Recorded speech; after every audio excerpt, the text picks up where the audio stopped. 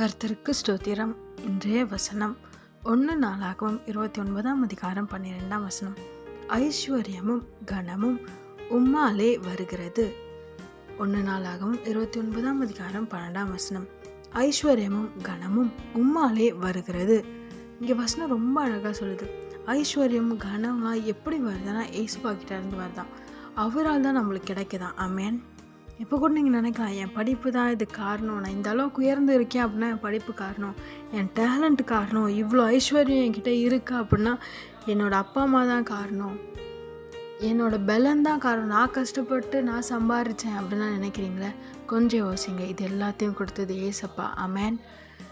இது எல்லாத்தையும் உங்களுக்கு தந்தது ஏசப்பா. நீங்கள் செய்கிற வேலைக்கு தேவையான பலத்தை கொடுத்தது ஏசப்பா. அதை ஆசீர்வதித்தது ஏசப்பா. இந்த அளவுக்கு உயர்ந்து இருக்கீங்கன்னா அது காரணம் ஏசப்பா. ஆமேன்.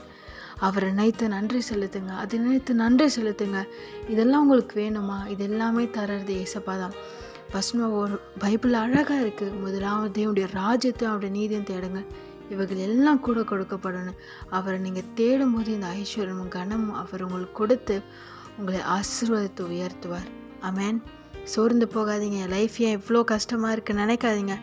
நிச்சயமாக ஏசப்பா மாற்றுவார். நிச்சயமாய் மாற்றி உங்களை ஆசீர்வதித்து உயர்த்துவார், சாட்சியாய் நிறுத்துவார். ஆமேன்.